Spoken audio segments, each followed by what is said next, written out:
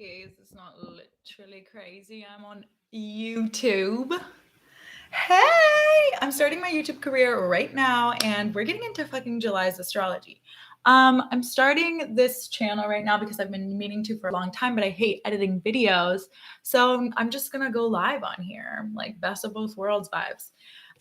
Today with me I have Citrine. Don't look at my nails. Citrine, Carnelian, and Pyrite. So those are the crystals we're twerking with today because my hair almost went to the candle. The moon is in Aries. The moon is in Aries. We're getting all these fiery crystals. We're getting the fire. It's like, of course, July starts with a like Aries moon, like fucking light it up. Middle of summer, the most fire light that we have. Light it up. But let's get into July's astrology, baby. So right now, July 1st, we have Mars in Leo is exactly opposite Saturn in Aquarius. What does this mean, you might say? Basically, our drive and motivation that's like really hyped up in Leo, like I don't know about you guys, but it's like needing to do stuff all the time, is opposite like our responsibilities and like the like steps we need to take to succeed. So when they're opposite, there's like tension between them, but it can be used for good if you like really do the shit that you've been meaning to do. It can have really lasting impact because Saturn like is long lasting, rules over time, is in Aquarius right now. So this Aquarius Leo, if you can get the motivation to do something, it can be very long lasting. However, if you're kind of dilly-dallying around and not taking like Saturn daddies like rules and restrictions seriously, then this time can like leave you a little bit behind. So that's what we're working with right now. I'm hoping that this channel, I guess, will just pop off on with the Mars and Leo opposite Saturn Aquarius. We're starting it today. I'm going to look up the birth chart of this YouTube channel soon.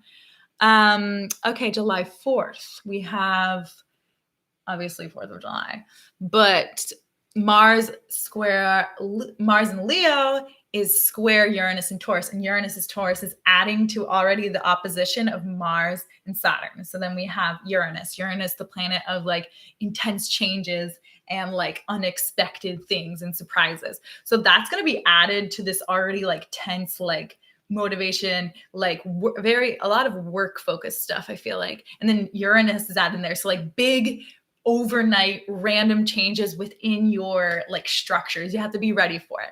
That's why for Saturn, you have to get your shit together now, because it's like the universe wants to check that you're going to be ready for what's coming. So like get your shit down a little bit. I know it's hard with the Mars and Leo. We just want to all around. But if you're willing to make something long lasting, July 4th, that will peak with that Uranus energy. Uranus and Taurus also. So Taurus rules money. So big chances of like quick money if you have something in the works for that. Okay, July 7th, we have Venus instead of Mars in that formation. Venus is then opposite Saturn, square Uranus. So Mars is like the masculine energy and Venus is like the feminine energy. So it's bringing that in. So there's going to be a shift towards like women making differences, the feminine energy gaining like more control there with Saturn. It's like the changing like society with Uranus and Saturn there. It's like women changing society. That's cool. July 7th. Then on July 10th, speaking of mothers, feminine, we have the new moon in Cancer.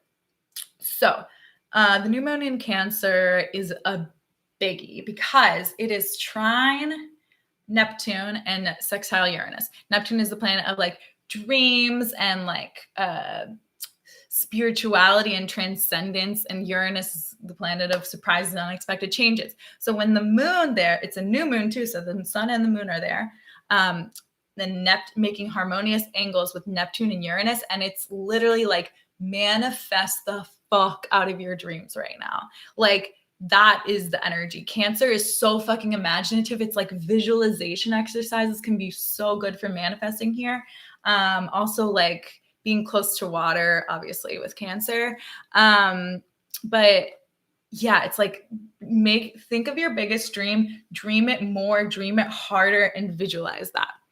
Because it's like Uranus is here to always remind us that like crazy things happen every day. Like you never know when something's going to happen to you. So it's like you might as well like believe you're deserving of every single thing you want and then just fucking go for it. And by go for it, I mean, first of all, go for it on this physical plane, but manifest that shit also. And also because it's been Mercury retrograde, we're kind of still in the retrograde period ending in a couple days.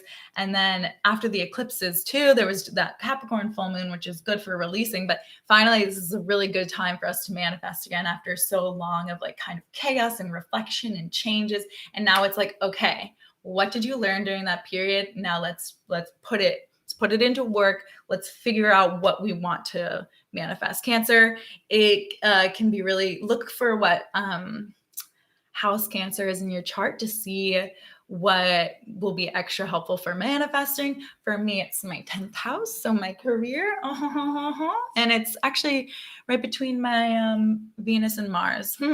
I know you guys were begging to know and asking, and so I decided I'd share. July 11th, we have Mercury entering Cancer, planet of communication. That's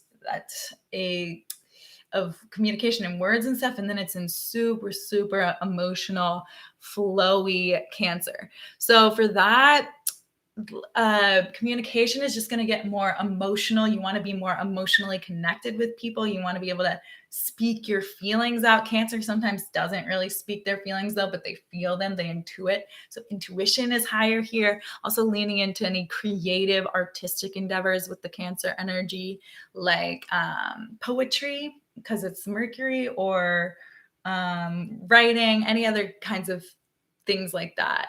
It's like tapping into that really creative side of Cancer, which comes from actually just like the mood swings though, and like getting to dark places. So Mercury there too. It's like, think about the quality of your thoughts. Like your thoughts could be more moody during Mercury. In Cancer, starts July 11th, goes like about a month or so. Okay. Middle of the month, we have a little party. July 12th through 14th, Leo Venus and Leo Mars are conjunct, which is hot energy. First of all, in Leo, okay, rare, lion, but it's Mars, the planet of sex and assertion, and Venus, the planet of love and beauty. And they're conjunct in Leo, this best vibe ever, in my opinion. And the moon is also joining them on the 12th. The moon kind of adds even more an emotional side. So this is literally like love, it's love that time. Like Leo rules the heart, and it's like love, sex, and emotions all piled up on top of each other. And then it's that little connection is opposite Jupiter on the 13th. When Jupiter and Venus are opposite of each other, it's like they're both benefics. They're both beneficial planets. They're both like the luck planets for people. So when they're opposite, they're working together. It's really, really supportive energy. So these days, the 12th to the 14th are really like high energy. Like I said, love days, it's just like pouring your love, peak of summer, a combination of Leo and Cancer energy.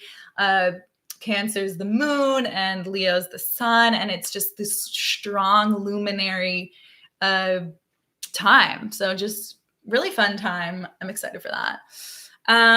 July 15th, Chiron, the asteroid, goes retrograde in Aries. So this isn't that crazy. Chiron retrogrades pretty often, and it stays in the same sign for like every 4 years.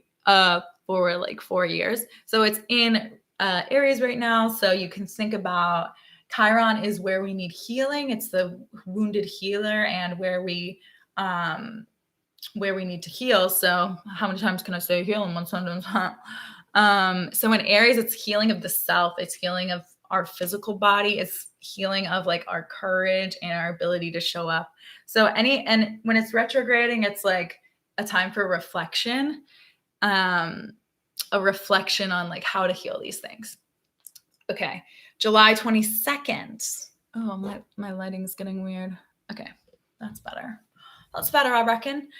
July 22nd, Venus enters Virgo, Sun enters Leo. So Venus enters Virgo. So we had a really fun run with Leo and Venus because it's just like party vibes, going out, lavish events, being bougie, like really fun times and big love.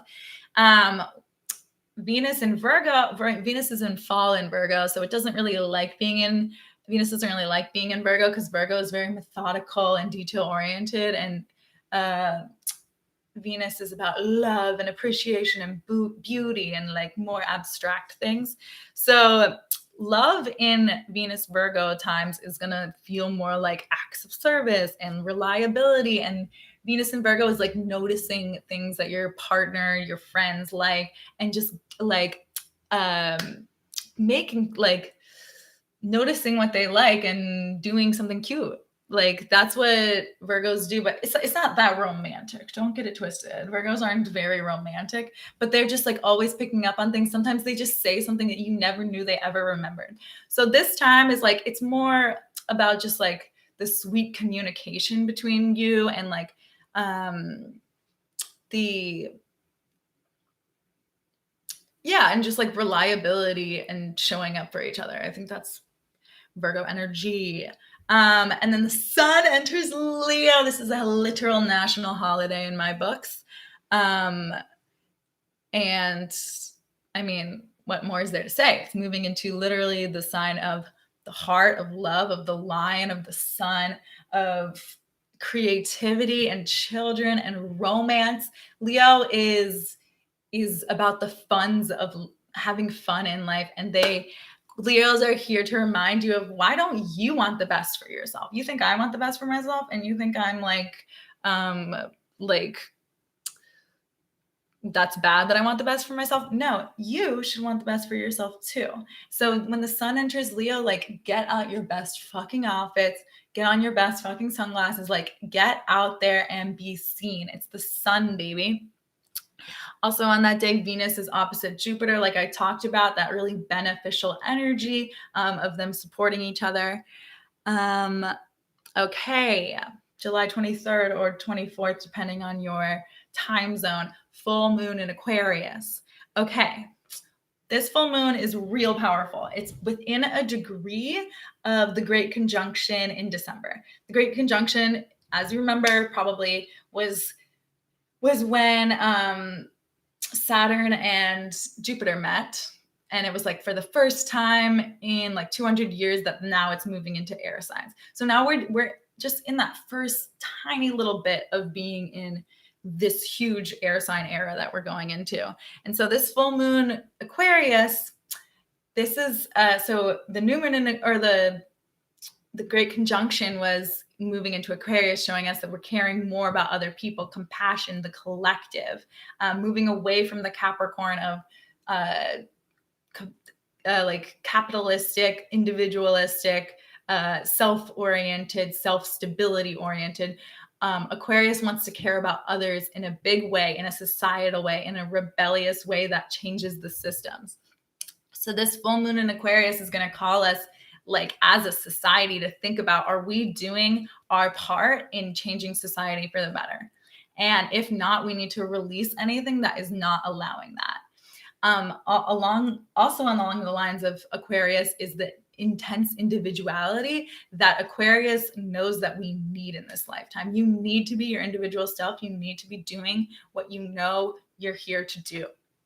So this full moon is calling you to release what is not letting you do what you want to do, what you need to do in this life, both for yourself and for society. First, starting with yourself and being your individual self and letting your creative expression go completely as you want it to go is helping society. But then it's also thinking of ways you can help society and releasing ways that you might be too focused on the self that you're not thinking about other people. It's balance, baby. And with Leo, we have a little bit of self, we think about the self a lot. So this Aquarius full moon will be really good about changing our mindset again to think about other people. Obviously self-care first, but then always remember to turn it out again. And then the moon during this conjunction, the moon during this full moon is conjunct Pluto and Saturn. Pluto, the planet of deep transformation and rebirth, and Saturn, the planet of responsibility, restriction. So with both of these on the moon, it's like it's calling for big changes to happen like in our society. We need to be moving where we need to be going. The Saturn and the Pluto are going to make that happen with that moon. Like they want like it's just very activated for there, and it's time for change. Like it's time for change. It always has been, but this is now being highlighted literally astrologically. Okay, July 28th, we have Jupiter retrograde in Aquarius. So Jupiter has been, Jupiter retrograde re-enters Aquarius. So Jupiter has been retrograding since like, I think mid-May, if I'm remembering. And it's been in Pisces. No, it's been retrograding before that, but it entered Pisces in like mid-May. And until July 28th, it'll be in Pisces. And Jupiter is at home in Pisces. It's naturally ruled by Pisces. Pisces and Jupiter work well together. Luck, opportunities, kind of being able to do more reckless things, but also way more creative things. They're very like light, optimistic energy. So that's what we've been feeling, but also like escapism and like overindulgence is also common of this time. So, but yeah, it's a very creative, artistic energy happening. And then it's going to retrograde on July 28th back into Aquarius. So that's gonna, and then it'll stay there until 2022, where we'll then go back into Pisces, and we'll have this kind of, like, I feel like it's the Gatsby times, you know, like everybody's getting vaccinated and we're out and about. And I feel like when it retrogrades back into Aquarius, Aquarius is ruled by Saturn, it's going to get a little bit more serious again, serious with social justice issues too, needing that to be the expansion. It's corresponding with the full moon in Aquarius. So the Jupiter in Aquarius is reminding us, no, we need to be caring about society. We need to be making the changes that are going to serve everybody in the society, not just a select few.